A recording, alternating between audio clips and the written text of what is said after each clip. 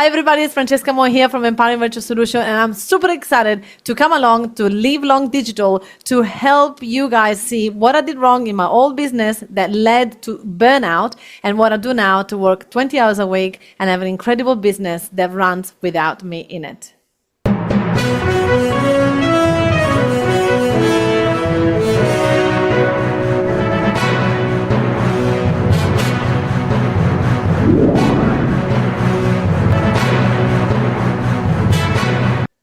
Now, ladies and gentlemen, welcome to yet another exciting episode of the Online Prosperity Show, the #1 place where overwhelmed business owners, consultants, and coaches come when they actually finally realize, you know what?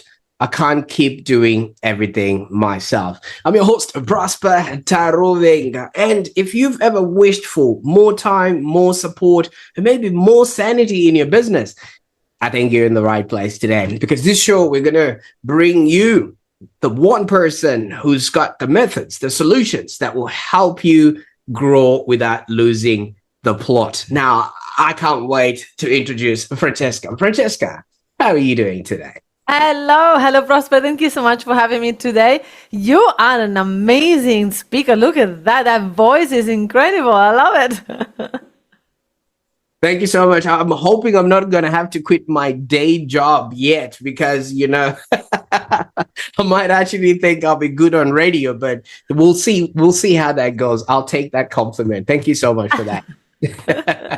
You're very welcome.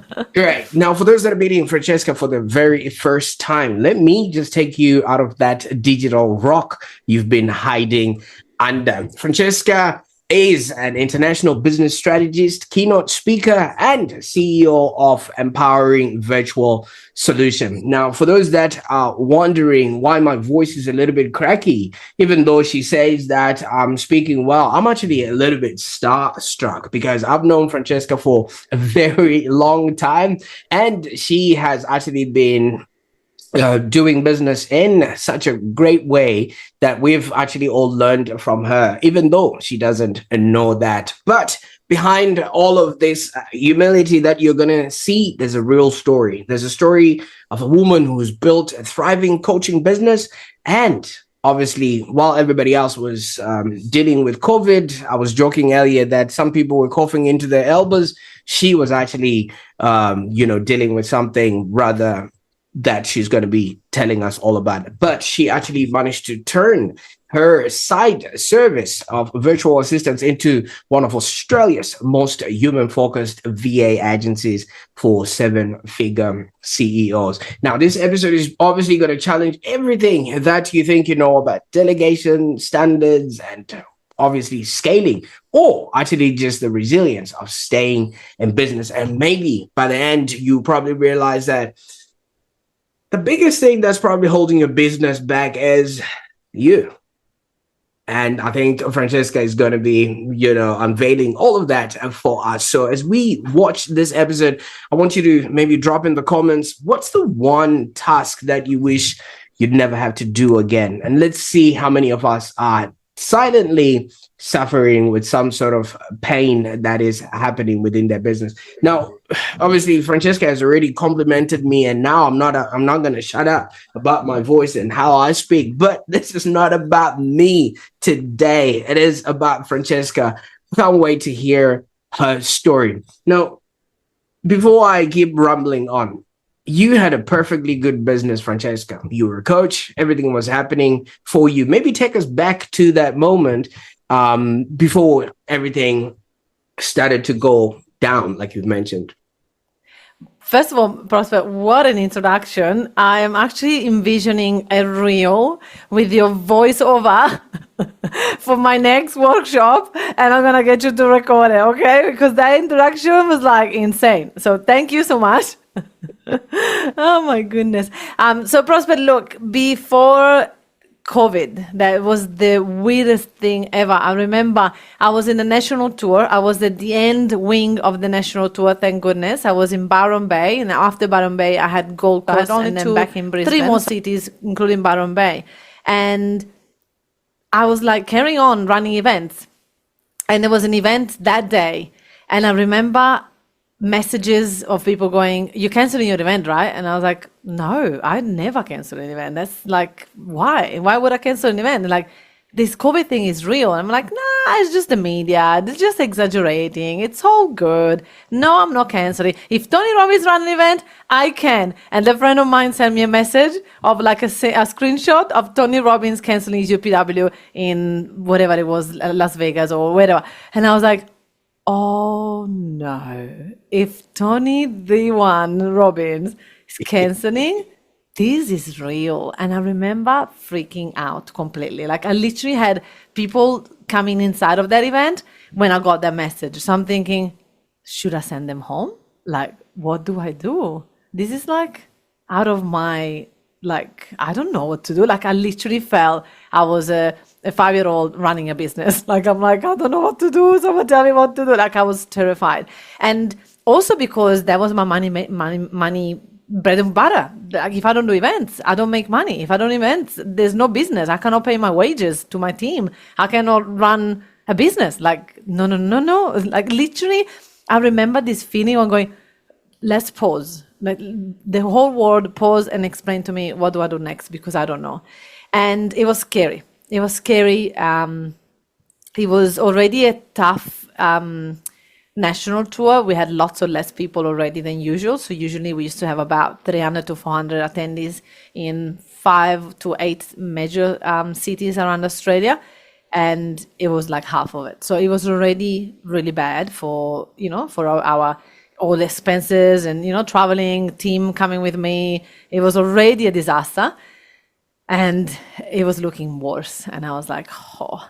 And so I remember after that, I had Gold Coast and I canceled it.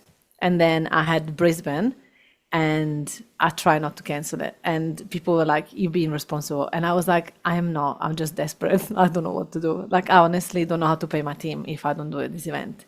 And it was scary because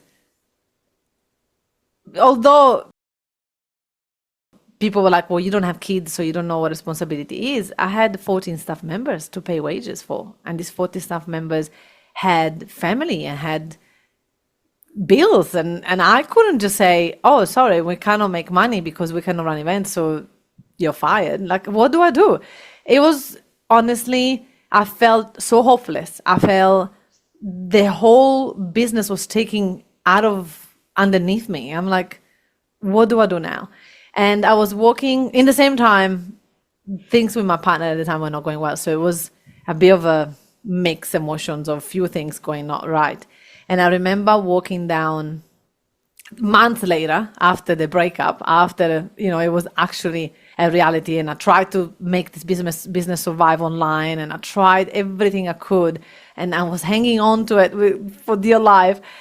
I was walking the dog in front of the river and I was thinking, I can't do this anymore. This is too hard. Maybe I just quit. Maybe I just go bankrupt and start over. And the moment that I was like, wait a second, why bankrupt? These are the solutions. I can find a job. I don't need to go bankrupt. I just have to fire everybody and stop the team, because I was trying not to for 6 months. I took a $100,000 loan from the bank to try to pay my team. That was huge. And I got to the point that I was like, I don't have any more money for wages. So I just have to go bankrupt. That's it. But then there was the voice in me going, okay, that's not true. We don't have to go bankrupt. If I just stop the business and get a job, I should be fine. And so that was the moment that I was able to accept the worst case scenario, which was getting a job. It wasn't bankrupt. My brain was exaggerating the worst case scenario. I didn't need to go bankrupt. I just needed to stop everything, fire everybody, and get myself a job. And that way I could have been fine. And the moment that I accepted that, it was the moment that I realized, okay, the academy is shutting down. I'm not continuing this business. That's when I saw opportunities. That's when I could finally hear what other people were telling me. People were asking me for the virtual assistants without the academy. And in my brain, it was a one thing. I had to sell it together. It was a package. You don't break the package. You get both of it. That's it. It was me. I was just on my own way. And the moment that I accepted the worst case scenario is the moment that I saw an opportunity. and I grab it with my whole life. Absolutely. And thank you so much for taking us there, because so many people are struggling and they're just holding onto something that probably no longer serves them. And I like how you frame it and say acceptance, because you can't climb the ladder of success with your hands full. You let go of those things, and before you know it, the ideas started coming in. But obviously, you were painting a picture of what a success you had been, but what was like a typical day for you with this team, these interstate events, and what was like your business at that time? Because I remember seeing you, and I didn't even know what state you lived in. I thought you were in Victoria at some point, or New Zealand at some point, because I could see you with all these different people all over the place. Yeah. I was traveling a lot, Prosper. The business that I created at the time, I thought it was not a choice. It just happened. Like, people were asking me to go to Cairns for a workshop, so I went. So I started to run workshops in major cities. We used to do 3 to 4 national tours a year, which would take me out traveling for about 8 weeks, and every week we will do about 2 events per week. So I will go in 2 cities every week for 8 weeks. And it was a lot. It was a lot. And then I will come home. I will repack my bags with all the books and all the goodies and all the things. And then off we go again. Another flight, another plane, another hotel.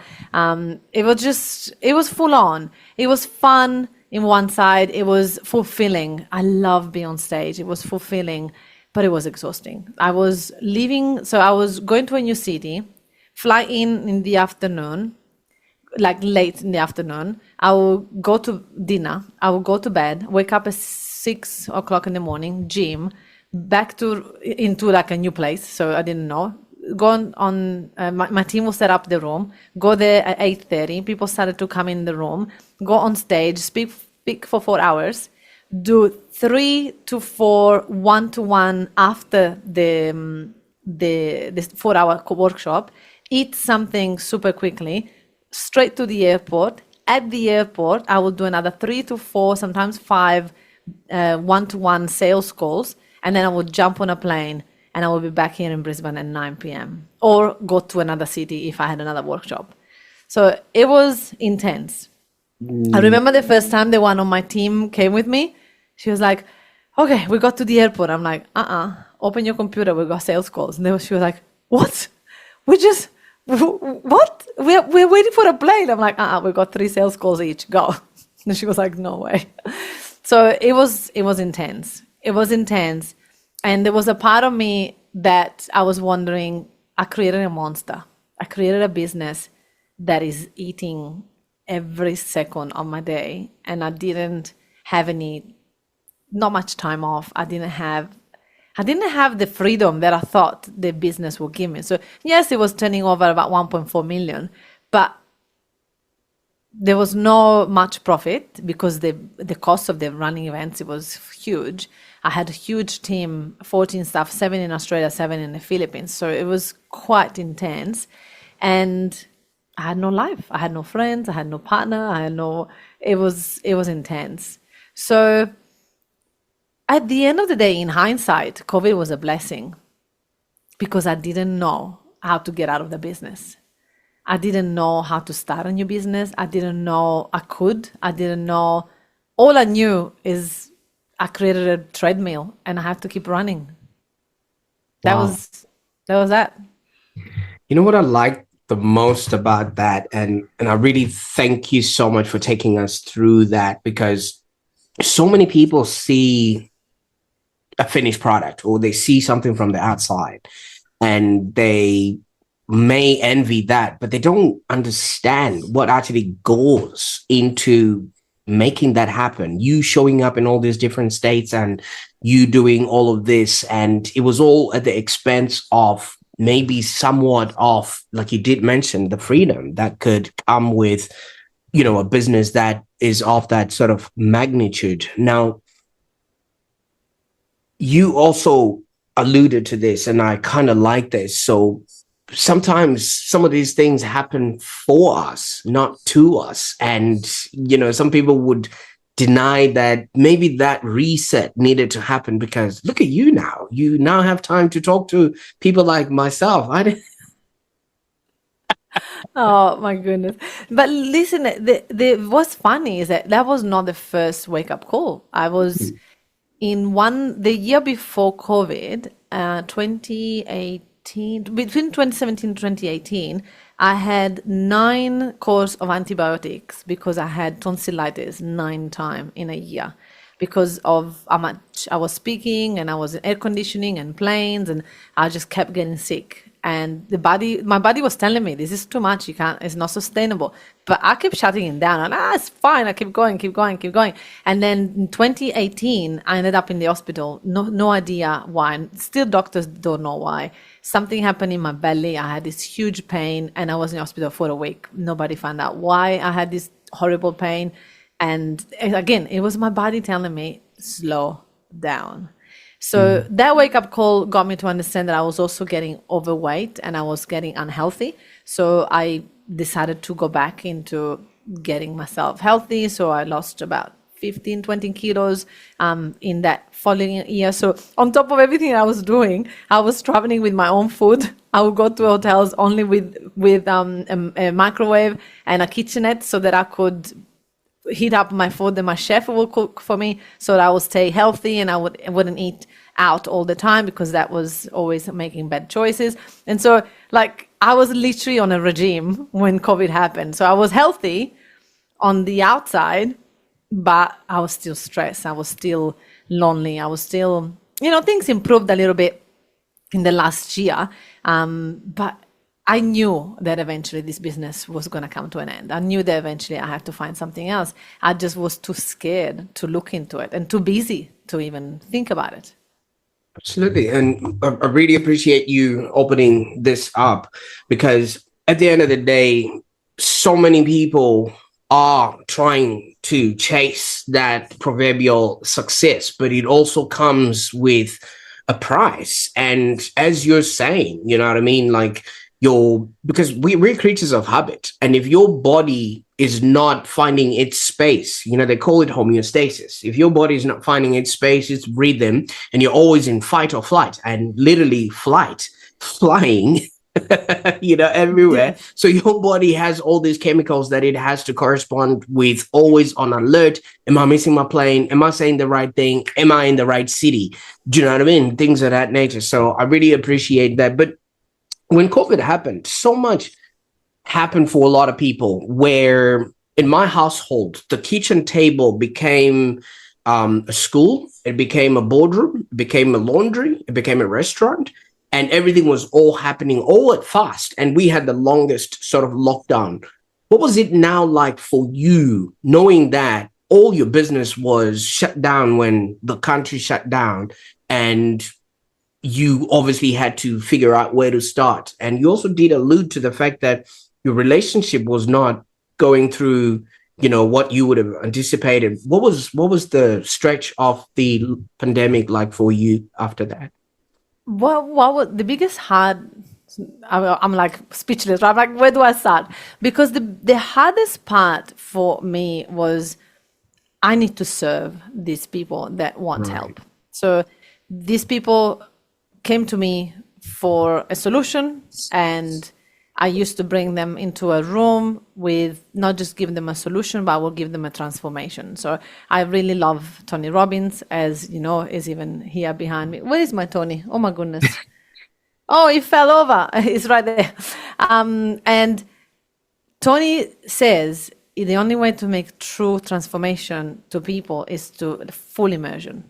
And so I love that. So I was like, all right, I model my business because of that. So everybody will come to Brisbane and they're out of their family, they're out of their routine, they are out of their business, and they will come into a room where we will be in that room for like 12, 14 hours a day for 3 days. And I will work on their mindset. I will give them strategy for business.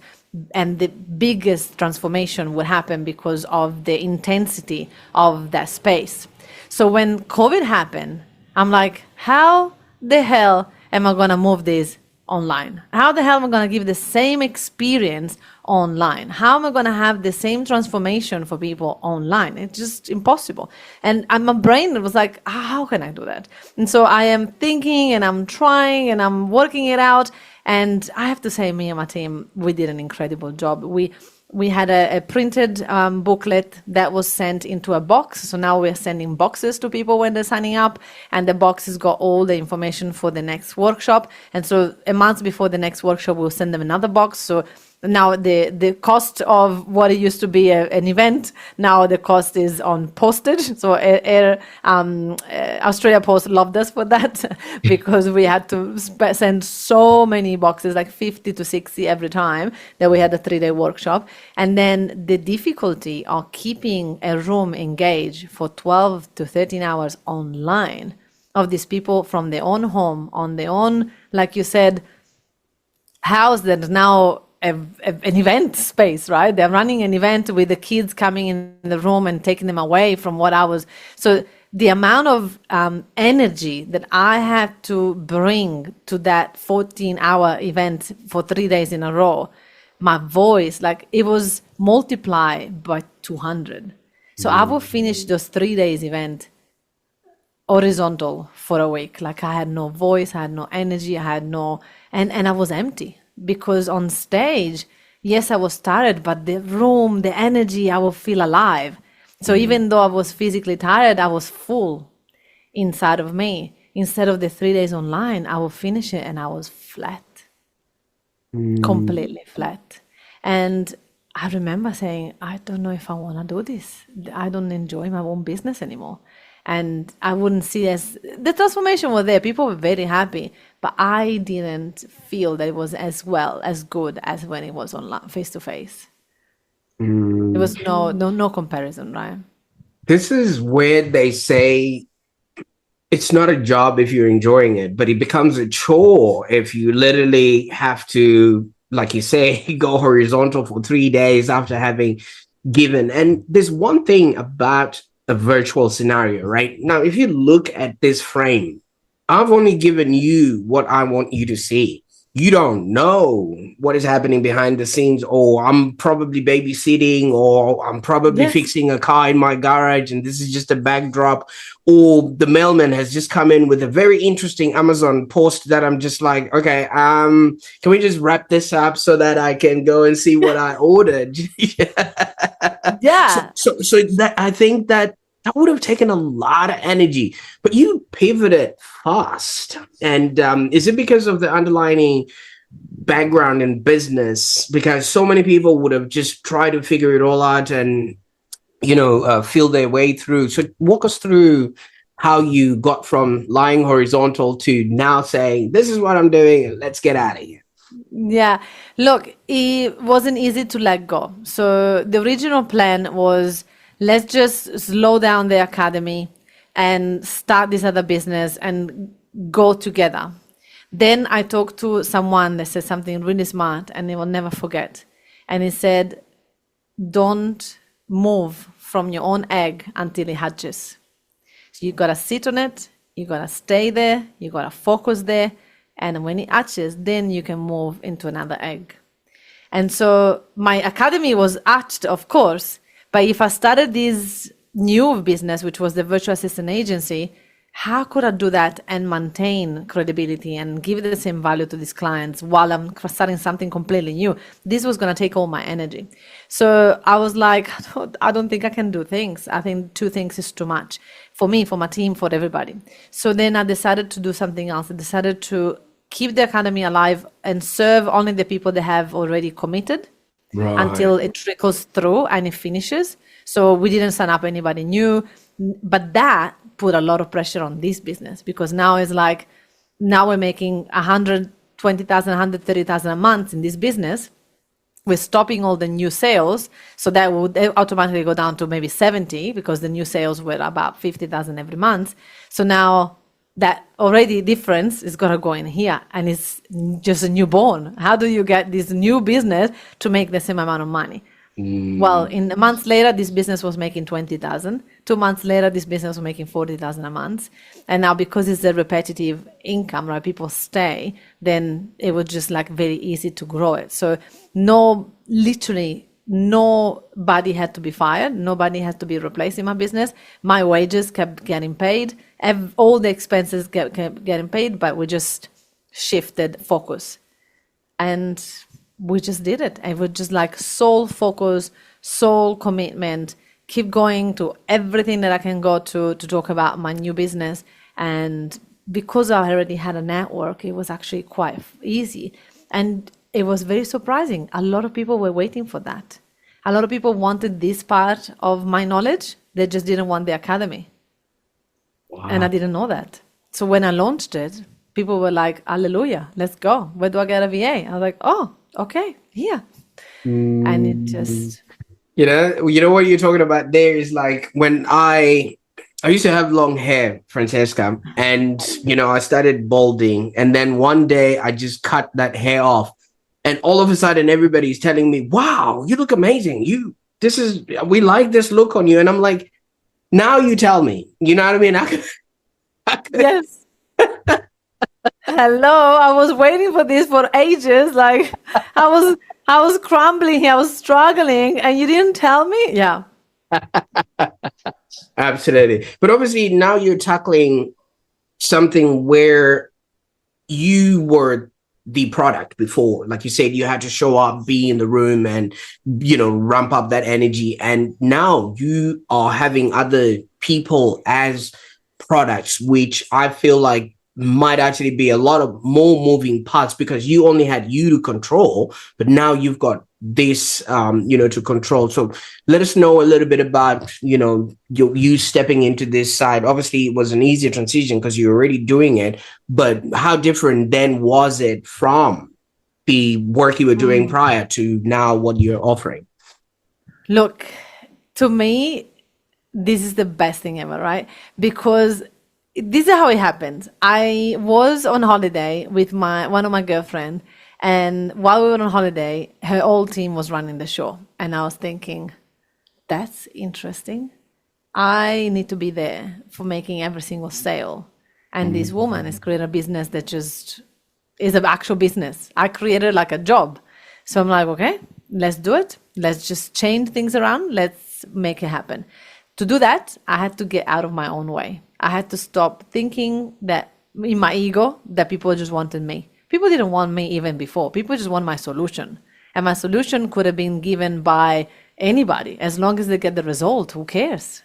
And that was a game changer. When I realized that it's not about me, but it's about the solution, I just had to sell the solution. So I just had to believe in these girls, in these guys. I have to believe in their capability of wiring a client, and I had to coach them. So my coaching went from coaching clients to coaching my team. Oh, I like that because you see, in physics, they say energy is not lost; it's just transferred. You move that energy from focusing on that type of person to the type of person that can then expand you.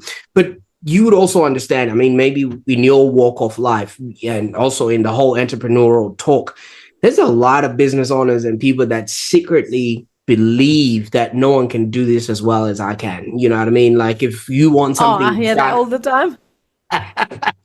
Like if you want something done, you do it yourself and things of that nature. Now, did this ever occur to you? Because obviously you were the main character in your whole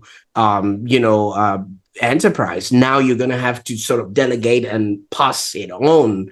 And also the fact that you've got this understanding that people didn't exactly want you. They just wanted the solutions that came with it. Didn't that kind of hit kind of deep on the ego there a little bit? Look, it was difficult at first because I didn't want to drop the quality. And I didn't want people to feel disappointed because they're not getting Francesca Moi, but they're getting one on my team. So what was important for me is to frame it properly, because at the end of the day, and I teach this to clients for a long time, at the end of the day, people, like, I remember I was coaching coaches and they were used to say, oh, but people want me one-to-one. And I was like, no, they don't. They just want the solution. If it's one-to-one or one-to-many, they don't care. I'm sorry, but they don't want time with you especially. They just want the result. So it's about you. When you are selling, you don't say, oh, you could have one-to-one, but I don't do one-to-ones anymore. You can have it only on a group. If you say that way, they're going to be disappointed. They're going to think, oh, I got into the wrong time. I should have come years ago when you were doing one-to-ones. Instead, you need to say, I used to do one-to-ones, and I realized that I was limiting my own clients because now they only have my perspective. Now that I do groups, it's so much more powerful because they all get to experience and learn from each other rather than just having my own perspective. Now all of a sudden I'm framing it in a way that groups is way better than one-to-one. And this is exactly the same with Mandy's own business. I actually truly believe that because my team are handling this every day, I sometimes get into a sales call with people that still are trying to say, I need to talk to Francesca because she's the CEO. I'm like, okay. And when I get on the call, I have to say to them, I'm sorry, but I don't know this answer. You need to talk to my business manager. She's the one that does this every day. I don't do this anymore. And they're like, I thought I was getting better because I talked to the CEO. I'm like, no, I don't know this. You need to chat with my team. It's like walking into KFC and asking to talk to the kennel, you know? Right? Exactly right. It's like we just have to realize that the power is in the way that we speak, the way that we explain things. It's not, people don't care about who does it. Like, the other day, I'm doing a renovation in my house, and the other day, the owner of the tiler came, and he's the owner. And all of a sudden, like, my partner and I were like, so you're gonna be the one tiling our floor, right? And he's like, oh no, I haven't done that for like 20 years. If I did it, I would stuff it all up. But my team, they do that every day, and they do an incredible job. So I give you one of my best team. He lives literally around the corner. He can be super early in the morning. He can leave late, and he does incredible jobs. I'm like, okay, sold. Absolutely. You know, and I like that because when you're now enjoying your home and, you know, you've got people over, nobody's going to be like, was that the CEO that did that? Or was that, you know, his team member? And nobody's Right? going to ask those questions. So you did also mention that, you know, you were on holiday, Francesca, with one of your girlfriends, and then you realized that her whole enterprise was working, you know, behind the scenes and things of that nature. And you saw possibility in that. Okay. Not a lot of people would see that. Some people would actually be envious and be like, oh my God, how does that sort of work? But when did it click within your own business that, wait a minute, this actually works, and I wish I'd done this a whole lot sooner? Oh my goodness, I truly do wish that I trusted my team sooner. And I see that a lot from a lot of business owners. They get a team member and they are waiting for the team member to build trust rather than just give them a little bit of trust. If you trust them, people will go a long way. If you're waiting for them to build that trust, it's going to take a lot longer. And unfortunately, I was one of those people. And now I have learned that if I have trust in my team, they can run the show. If I empower them, if I support them, if I tell them I'm here, anything you need, I'm here. But you got it. You don't need me. I trust that you've got this. And as long as I've done the training, as long as I've supported them to make it happen, as long as I've watched them do it and I know that they do it right, I need to get out of the way. Because the only way for them to learn is for them to make the mistakes that I have made. I am not perfect. I've made lots of mistakes in business. That's why I'm so good, because I've learned from all the bad things that I've done. And so I need to give them an opportunity to do the same. And that is the number one thing that people struggle with, is that they don't want to go back to the mistakes. They want to keep the high quality. And the only way that you can do the high quality is by being open. So we tell, if you have a VA that is new, or if we have a supervisor that is new, because as the business grows, we need to train new people. We tell the clients, hey, this is a trainee. This is an experienced person. We're going to put them together, and, you know, the trainee will run the show. But if there is anything that you need, the person that is experienced is next to them.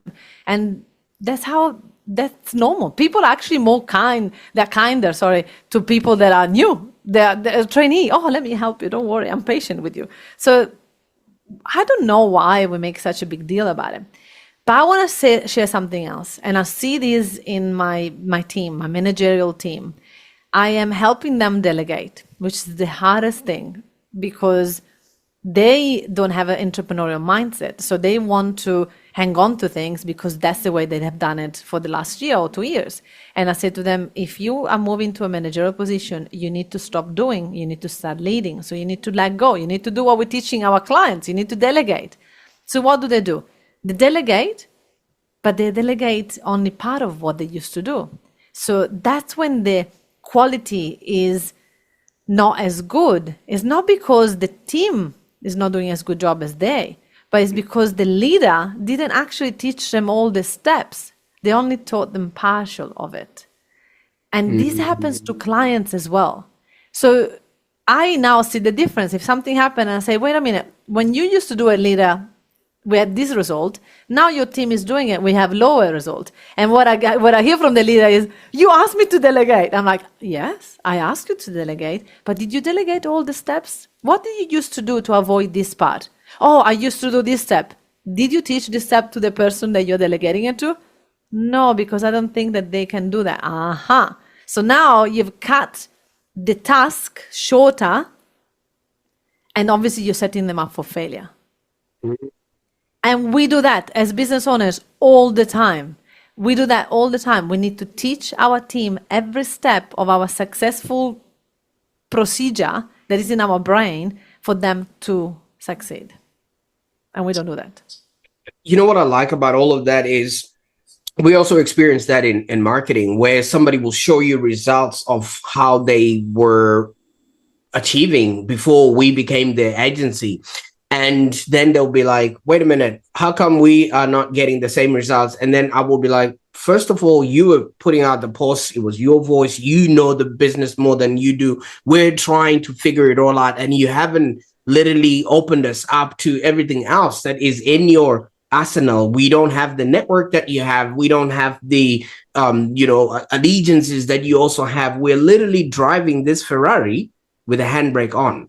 And I'm seeing that with what, you're talking about. The whole engine is running, but they're just holding on to something because they're afraid maybe that VA will go and pass on their trade secrets to somebody else, or will stop working and they'll have to start all over again. So what sort of systems and habits do you maybe help people put in place that will actually turn delegation from chaos to freedom?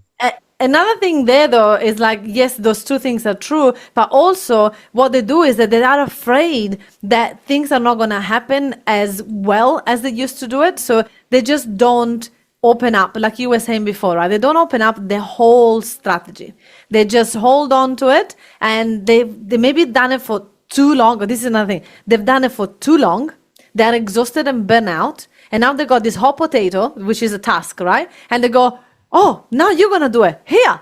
And they throw it as fast as they can, and they don't check in again. They're like, yeah, now it's yours. Bye. And it's like, no.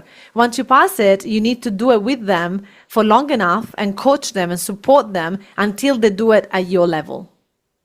Because that's not delegating. That's just throwing something at someone.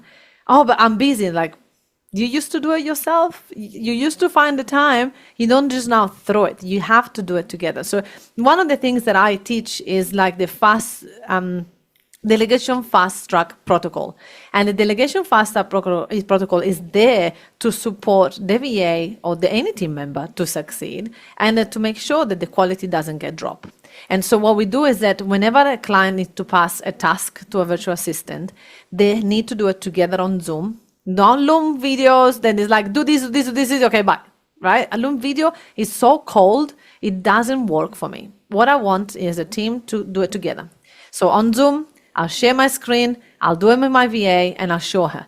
Okay, this is what I do, this is where I go, I click here, click there, I do it together. I actually don't pretend to do the task, I actually do it. So let's say that I need to charge a client because they just signed up, so I need to charge them, I need to create a subscription. I'll go, okay, we got a new client, let's go on Zoom and we'll do it together. Okay, new client, you find out you got a new client from this, you take this name, you put it here, I'll do it with them. They record that call, they create an SOP. Even if I already have SOPs, I don't care. I want them to create one from scratch, because when they create it from scratch, they own it and they learn it. People learn by doing, not just by reading.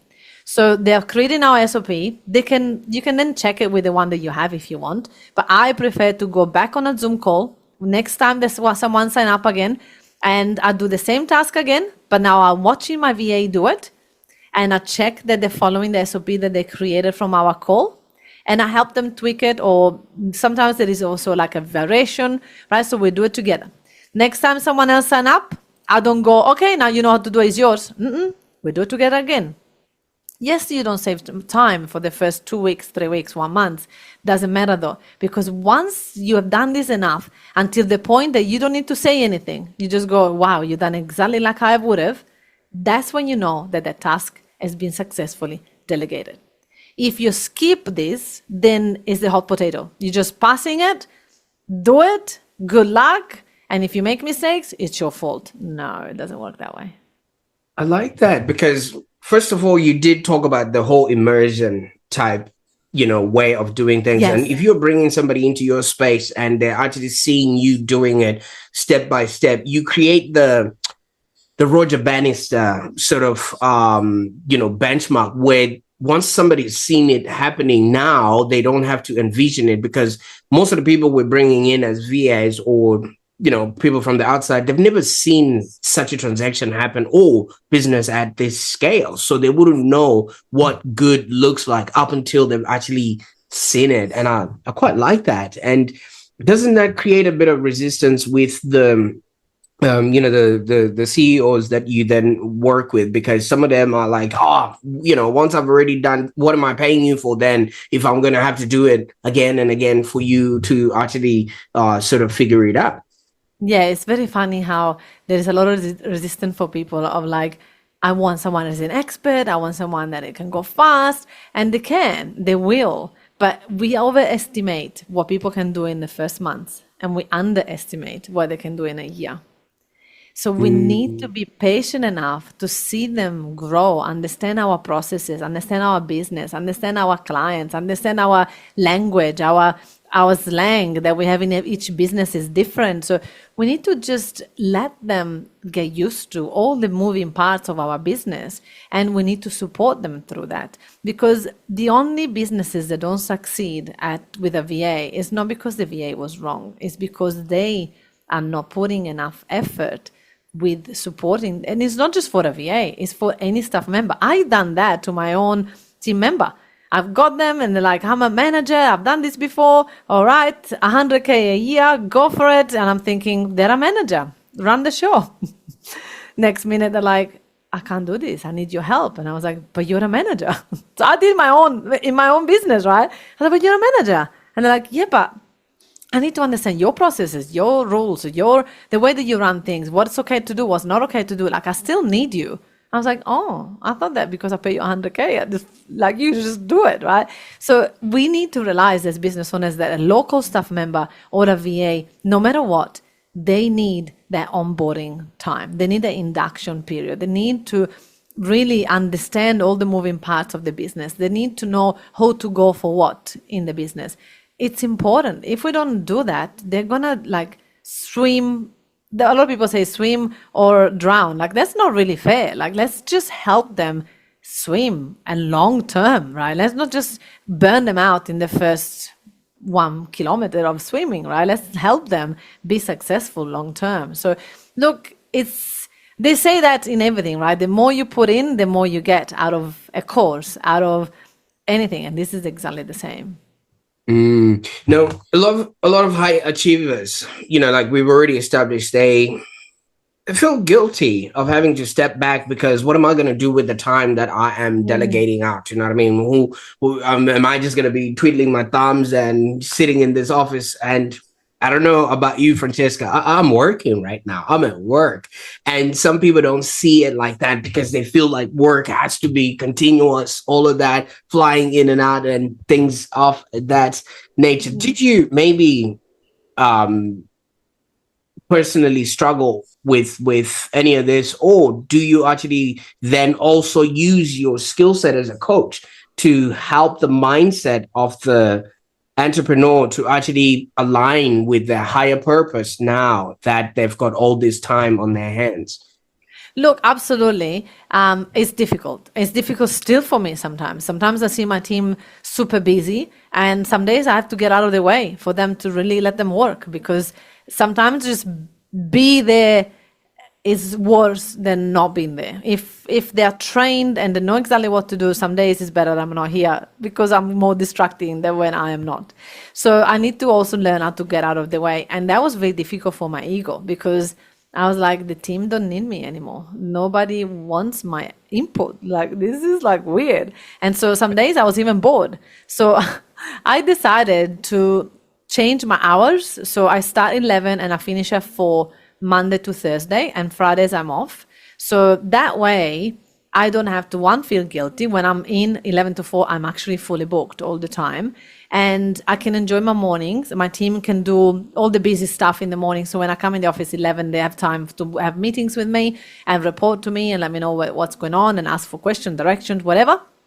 And I get out of the way at 4 so they can finish their day. So it's really important for me to understand where I'm needed in the business and where I need to get out of there. And so it's about my ego. It's my ego gets in the way of, I am not needed, I feel guilty, but it's just all mindset. So when I ask myself, why do I choose to feel guilty? Why do I choose to feel useless? Then I can just self-coach myself. And I do that a lot with the clients. We run a conference once a year where I talk a lot about mindset, because it's important. Like, our business is a 3D printout of our thoughts. Absolutely. And I like how you say it is a choice, basically, to be in that mode of suffering, because you could also choose to let go or choose a better opportunity. Now, Francesca, if somebody's watching this and they have actually decided and made it a choice that they would like to maybe test the waters a little bit, they're tired of chasing their own tail, they're tired of not getting anything done, or they're tired of seeing their friends while on holiday having everything done for them while they're busy tethered to their phone, what would be the first thing that you advise them to do, and where can they go on the internet to find some of the work that you're doing? Yeah, of course, Prosper. The first thing that I say is to do a time audit. And it will explain exactly what to do there. If they do their own time audit, they will be able. This book is called The Power of Delegation, and they can find it online and anywhere.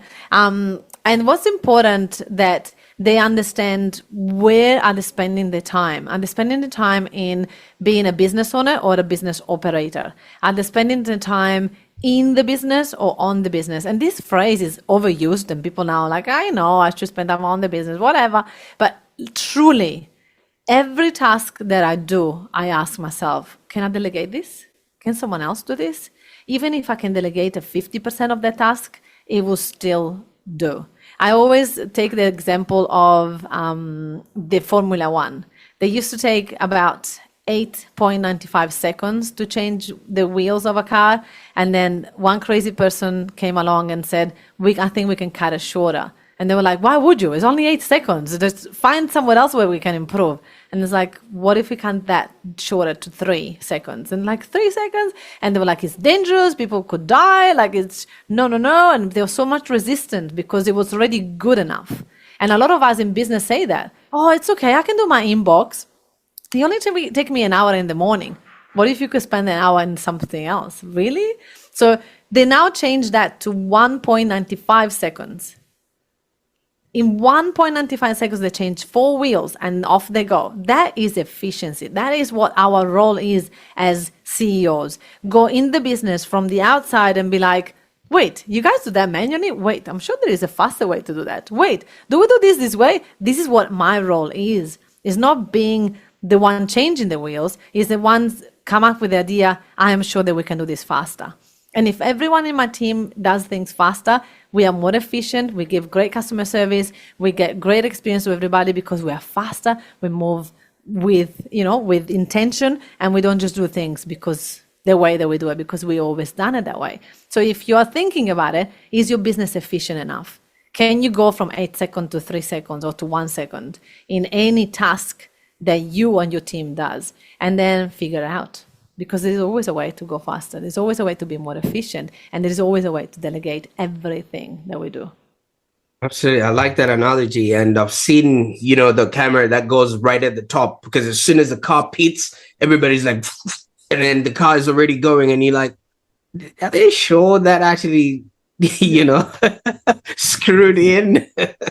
Fantastic. I'll also make sure that all those links are in the show notes below so that people can, get started. And, in my culture, Francesca, we've got a statement, and it's very common now. They say, if you want to go far, you go alone. But if you want to go further, you go together. And that alone really should be the baseline of how sort of people are working and, things of that nature. So I'll put a link to your book and then people can look at it that way. Now, I mean, obviously, as we conclude this, you've obviously told us about your journey from, high flying coach who obviously had a premature stop, at the COVID airport, but you've now started sailing onto this really nice, cool, calm waters and things of that nature. My question now is, there's an island as you're sailing, and that little island, has one little flag on it, and that flag says AI. Now, how are we navigating those waters, and what's the sort of insights that you can bring to us that you're obviously looking at, and how that could maybe affect or enhance the work that you're doing? Oh my goodness, I love AI. We all need to get onto AI. We need to do it fast, because if we don't do it, our competitor will, and they're going to take us out of business. So again, it's another way, another opportunities for us as business owners. If we're not stuck in the business, we'll be able to see this island, and we need to work out how to get on it as fast as possible. But if we are stuck in the ground, picking and doing things, we're not going to be able to see the island, and everybody else is going to be there. And all of a sudden we put our head up from working 24/7 and be like, where is everybody? And we don't want to do that. So I have even created my own custom GPT. It's called EVA, Empowering VirtualSolution Virtual Agent. So EVA has been trained into all my books, all my courses, all my knowledge. Everything is in there. She's a clone of my knowledge. She's incredible.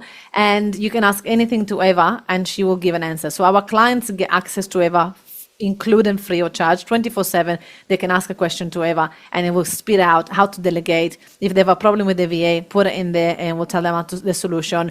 What will Francesca do? It's got all the time management stuff in there. Everything is in there. And the reason why I did that, because I need to use this AI. I need to leverage on it, right? So we have done it already. We're onto it.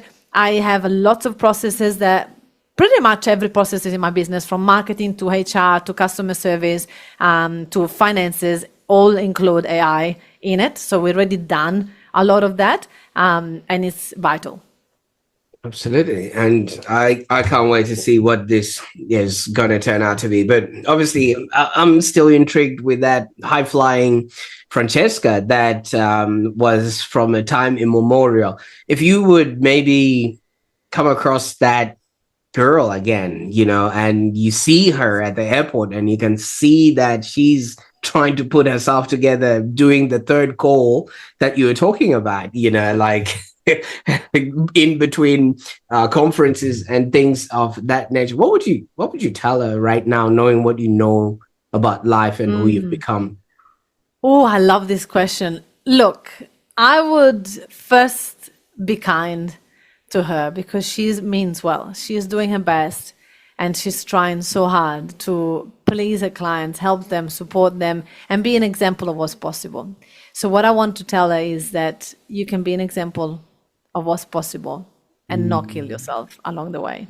There's another way to do business. This is not the only way. And if you learn that, you can then inspire and help other people to be more with the family rather than take them away from them. And I know you mean well, but there is another way, and you can find it, and you will. Oh, would you invite her to your next salsa dancing session? I reminder how much she loves dancing and she hasn't done it so long. Go back and enjoy your life. It's not all about business. Oh, wow. Wow.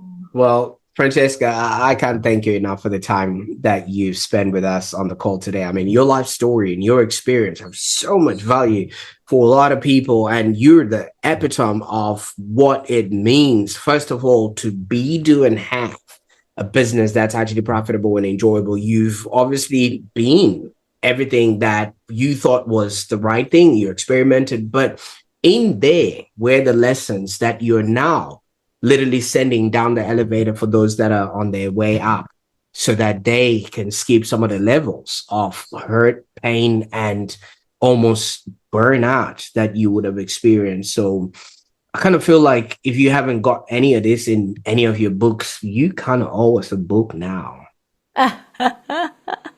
Look, I think that all my books has got a lot of it. This one has got partial of it, Yeah. but I do most of that in my podcast. I don't. I think I'm done with books, Prosper. I don't. I don't think I'm gonna do any more books. 4 is enough. I don't want to do that anymore.